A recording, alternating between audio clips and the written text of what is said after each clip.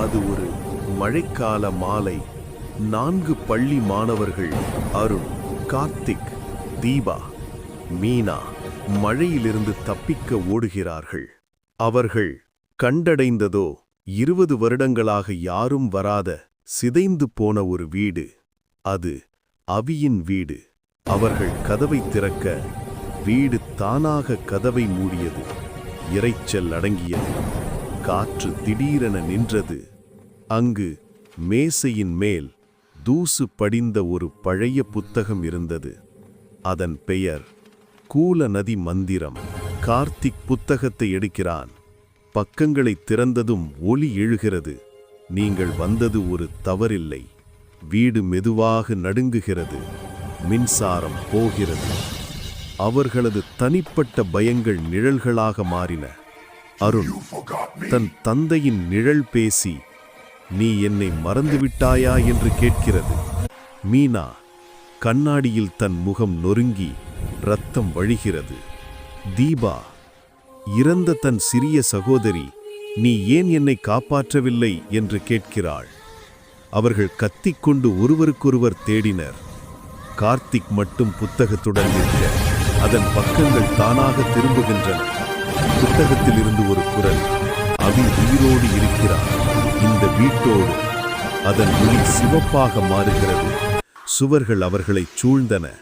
சரியாக 4:30 அவி தோன்றுகிறான். பள்ளி யூனிஃபார்மில், ஆனால் முகம் கருப்பு சாம்பல் நிறம், கண்கள் சிவப்பாக. அவி குரல் மாற்றம், நான் இறக்கவில்லை, வீடுதான் என்னை காப்பாற்றியது. நீங்கள் புத்தகத்தை திறந்ததாலே நான் விழித்தேன். அவன் கையை நீட்ட சுவர்களில் குழந்தைகள் முகங்கள் சிக்குகின்றன. அவர்கள் கத்துகிறார்கள், வீடு மூச்சு விடுவது போல. கார்த்திக் புத்தகத்தின் கடைசி பக்கத்தை கிழித்தெறிகிறான். அடுத்த நொடி வீடு முழுவதும் தீப்பிடித்து எரிகிறது. மீனா, தீபா, அருண், கார்த்திக் ஓடி வெளியேறுகிறார்கள். பின்னால் வீடு வெடித்து விழுகிறது. அவர்கள் தப்பிக்கிறார்கள். கார்த்திக் அனைவரையும் இழுத்து வெளியே கொண்டு வருகிறார். மழை அவர்கள் முகத்தில் விழுகிறது. மூச்சுடன் நின்று அழுகிறார்கள். அடுத்த நாள் காலை போலீசார் வந்துள்ளனர். வீடு முழுவதும் சாம்பல். ஆனால் ஒரே ஒரு பொருள் மட்டும் எரியவில்லை, அந்த புத்தகம். ஒரு அதிகாரி அதை கையில் எடுக்கிறார்.